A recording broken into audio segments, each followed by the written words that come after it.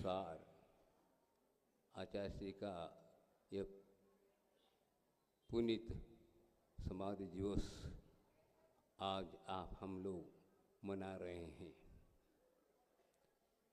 आप लोग भी बहुत निकट रहे हो और कई आप लोगों के सामने कई प्रसंग आप लोगों ने देखा समझा, तो एक संस्वर के रूप में सुना रहा हूँ आप लोगों को कि 1981 की बात है। नैनागिरी की हो सकती है। आचार्य महाराज का आहार हो रहा था। उस वक्त एक डिप्टी कलेक्टर जी आए और आहार देख रहे थे। हो सकता है उनके परिवार का ही वह चौका था, आहार हो रहा था।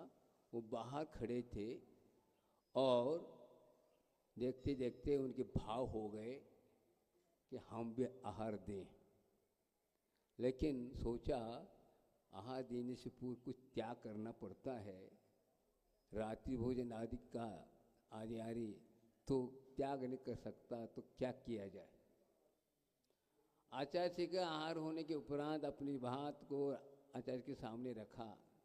वही रास्ते से चर्चा करते करते आ रहे, महाराज मेरे भी भाव हैं, लेकिन मैं कलेक्टर होने के नाते कई प्रकार के प्रसंग आते हैं, इसलिए रात भर त्याग नहीं कर सकता आदि। तो आचार्य जी ने कहा कोई बात नहीं, कुछ न कुछ और भी त्याग कर सकते हो। ऐसे चर्चा करते करते मंदिर में आकर बैठे और चर्चा के दौरान में कह दिया आचार्य ने। उसने आचार्य से पूछा हम क्या और क्या त्याग कर सकते हैं। तो आचार्य ने कहा कोई बात नहीं, आज से ये कहो आज से हम रिश्वत नहीं लेंगे।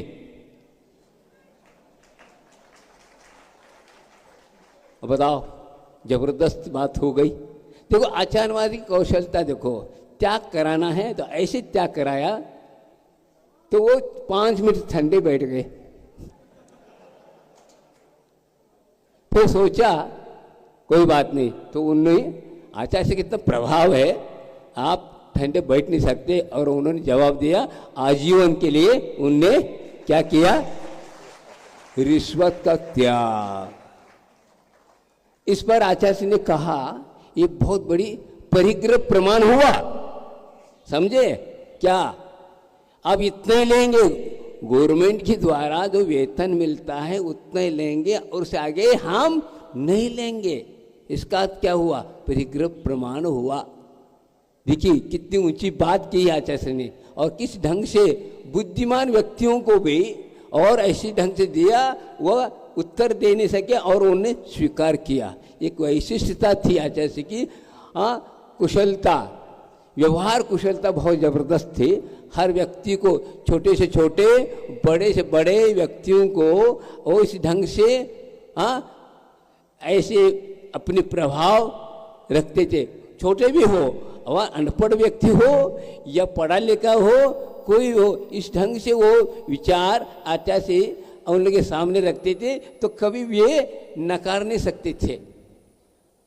तो आज मुझे आप लोगों ने कहा कि मैं कुछ संस्मरण सुनाओ, तुम आप लोगों के सामने रखा, तो देखिए किस प्रकार आचार्य की दृष्टि यही थी कि इन किन प्रकार धर्म पर लग जाए। समझे, ये धर्म समझे क्या है, हमें क्या कर रहे हैं, इस पर कोई ध्यान नहीं दे पाता। लेकिन आचार्य का कहना कि कुछ न कुछ तो आप धर्म पर लग गए और कितनी बहुत बड़ी ऊंची। अब इसके द्वारा कितनी प्रभावना होगी, बहुत बड़ी प्रभावना हुई।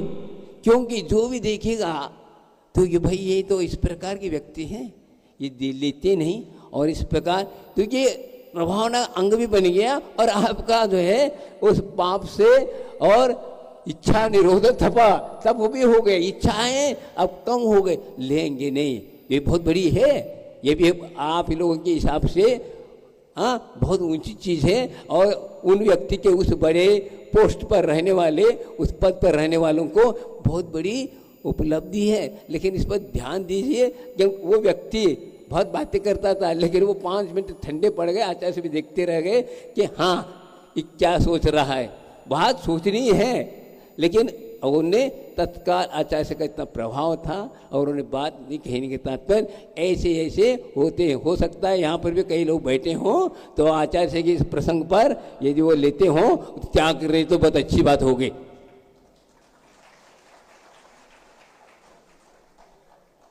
समय भी हो रहा है, ध्यान है, दोपहर को भी बोलना है और लोग भी बोलेंगे संस्मरण के रूप में। एक दूसरा और संस्मरण सुना करके मैं अपना वक्त समाप्त करता हूं। देखिए, आचार्य श्री का चतुर्मास हुआ 1983 में ईस्वी में करीब करीब आचार्य महाराज 9 महीने रहने का अवसर मिला, हम लोग भी थे। और उसके बाद चतुर्मास समाप्त होने के बाद आचार्य श्री ने विहार किया। मैं विहार नहीं कर पाया। मेरे लिए आचार्य श्री ने एक मल्ली सागर जी महाराज के साथ नियुक्त किया और उन्होंने कहा इनकी सेवा करने रह रहा हो आदि आदि। और अब पूरे संघ को लेकर के नीम सागर जी भी और 2-3 महाराज हम लोग अलग विहार किए और आचार्य महाराज कुछ साधुओं को लेकर के कलकत्ता की ओर विहार किया। कब की बात है ये? 1983 की बात है, जब कलकत्ता की ओर, बंगाल की ओर विहार किया। तो ये देखिए, जब कलकत्ता के पास पहुंचे तो कलकत्ता के श्रावक लोग आचार्य श्री को श्रीफल चढ़ा रहे। किस बात को लेकर के? कलकत्ता न आए। बताओ क्यों कलकत्ता न आए इसलिए श्रीफल चढ़ा रहे हैं? क्यों भाई, क्या बात है? बात ये है, वह जो है बंगाल में विशेष करके दिगंबर साधु विहार नहीं कर पाते और कोई घटना घट जाए, कुछ हो जाए तो क्या यह बात जो है ना हमारे ऊपर आएगी और एक महान आचार्य के ऊपर इस प्रकार उपसर्ग आदि हो जाए, कुछ हो जाए। तो इसलिए हम चाहते हैं आचार्य महाराज आप यहाँ पर मत पधारो। हम लोगों ने देखा 9 महीने के अंतराल में कभी उन्होंने ना, कई लोग दूसरी जगह के लिए कह रहे थे कि आप हमारे नगर में आओ, लेकिन कलकत्ता वालों ने कभी नहीं कहा कि आप हमारे नगर आए। तब आचार्य महाराज खड़े हो गए और बोला ठीक है, लेकिन ये बताइए आप लोग मना कर रहे हो कि सरकार मना कर रही? बताओ। वहां का जो मुख्यमंत्री है वो वे मना कर रहे हैं कि आप मना कर रहे हैं? बताओ। तो कहा कि हम लोग कर रहे हैं, चलो। आचार्य से का कहना एक ही था, राजा ये त्रिक्रम, एक बात आती, राजा के विरुद्ध हमें चलना नहीं। राजा यदि रोकता है, वहां के जो व्यक्ति प्रमुख हैं वो यदि रोकते हैं तो हम अपने कदम को क्या कर सकते हैं? पीछे ले सकते हैं। लेकिन आप लोग बोल रहे इसलिए हम नहीं, तो इन्हें चल दिए। तो कहने का तात्पर्य है कि हर बात, हाँ, अलग अलग व्यक्ति अपने सोचते, डरने वाली बात नहीं। आचार्य ने कहा ठीक है आप लोग हो सकता है, और फिर भी उनके साथ वहां के मुख्यमंत्री ने फोर्स लगाया आगे पीछे, तब चल पाए।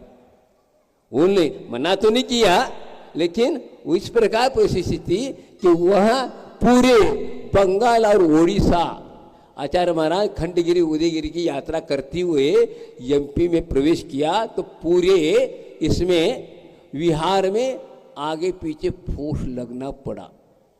लेकिन बात यह है कि आचार्य महाराज जो भी बात करते हैं आगमुक्त करते हैं, हाँ, और बिना विचार किए कुछ भी कार्य नहीं करते थे। उनकी दृष्टि में एक बात आती थी कि आचार्य कुंद ने अपने ग्रंथों में लिखा, आगम चक्कू साहू। आगम ही क्या है? साधु का आंखें हैं, चक्षु हैं, उसी के अनुसार चले तो हम भूले नहीं। हम तो हो गए, कुछ भी करें ऐसा नहीं। हम आगम के अनुसार चलेंगे तो कहीं भी किसी प्रकार से, हाँ, अपने जीवन में अप्रभावन का कारण नहीं बनेगा। और यदि हम यदि हम समिति को, भाषा समिति को आदि को भूल करके यदि हम यदवा तक तो बोलते हैं तो उसके द्वारा तो आश्रव तो होता ही, साथ साथ अप्रभावना का कारण भी बनता है। तो ये बात है कि हर वक्त हमें यह साधुत्व, और आप लोग देखें कोई भी बात करेंगे तो वह अवश्य क्या करते थे, आगों की बात करते थे। एक बात और एक और प्रसंग आपको सुनाकर समाप्त करता हूं। एक नेता थे इंदौर के, और वे आचार्य महाराज के चरणों में आकर निवेदन किया भरी सभा में, आचार्य महाराज आपकी दीक्षा जब से हुई है तब से आपके यहाँ अभी तक आपके चरणों में हम श्रीफल चढ़ाते हुए आ रहे हैं, और वह श्रीफल हमें फलीभूत नहीं हो पा रहा है। आप इंदौर नहीं पधार पा रहे हैं, और चतुर्मास के लिए हम निवेदन कर रहे हैं, आप आ नहीं पा रहे, क्या बात है। तो आचार्य महाराज ने एक ही पंक्ति बोला, आगमुक्त, बहुत सुंदर बात कही। क्या कहा, बात ठीक है आप निवेदन कर रहे हैं, लेकिन आप तो निमंत्रण दे रहे हैं, हम निमंत्रण से आहार को नहीं जाते हैं, तो 4 माह का निमंत्रण कैसे स्वीकार करूं बताओ। एकदम उन्होंने खटक से बोल दिया। अब बताओ, ये आगमुक्त बात है कि मैं आहार के लिए निमंत्रण से नहीं जाता हूं, 4 माह का निमंत्रण क्यों स्वीकार करूं। आप समझ लो कितनी सुंदर बात कही, आगे बोलने की जरूरत नहीं, वे चुपचाप बैठ गए। कहने का तात्पर्य है साधु को किस प्रकार निवेदन करना, प्रार्थना करना लगे, लेकिन ये भी हमें उत्तर देना जरूरी है। आचार्य इसीलिए महाराज कभी भी कह के नहीं आते थे और कह के भी नहीं जाते हैं। इसी को कहते हैं अतिथि। अतिथि उसी को कहते हैं जो कह के नहीं आता और कह के नहीं जाता। वह तो किसी के बंधन में नहीं, केवल बंधन है तो आगम का बंधन, आगम ही एक विचार रख के चलते हैं। ऐसे कई प्रसंग हैं, देखो कल अब तो प्रसंग क्या आप स्मरण में लाना है, अब प्रसंग को आप लोग अनुभव कर चुके हैं, उसी को हमें याद करके उनके प्रति, और हम इस प्रसंग पर कुछ न कुछ हमें उनके विचारों को, उनके भावों को, उनके उपदेश को अपने जीवन में उतारने की चेष्टा करेंगे, तो यह कार्यक्रम बहुत आनंद माना जाएगा। यह जो है अपने जीवन के लिए कार्य नहीं, तो ऐसे कार्यक्रम होते हैं, लेकिन बात यह है कि हम इस महान आचार्य के पुण्यतिथि मनाने जा रहे हैं, तो क्यों मना रहे हैं कि हमारे जीवन में भी हम जो संसार में रुल रहे हैं, जो कि इस महान आत्मा ने हम लोगों को मार्गदर्शन दिया, और उनके स्मृति में हमें भी कुछ त्याग तपस्या करना चाहिए। ये इस कार्यक्रम का सही क्या है, कार्यक्रम करने का सार्थकता है। अन्यथा ऐसा कार्यक्रम तो होते ही कहीं, ये तो मनोरंजन का विषय नहीं है, टीवी पे बैठते देखते इस प्रकार आप बैठ करके सुनते रहेंगे। लेकिन बात कहने के तात्पर्य इस महान, इस पुनीत अवसर पर अपने को यह कुछ न कुछ हमें धारण करना चाहिए। इस कार्यक्रम का सार्थकता हो गई। बोले आचार्य गुरु।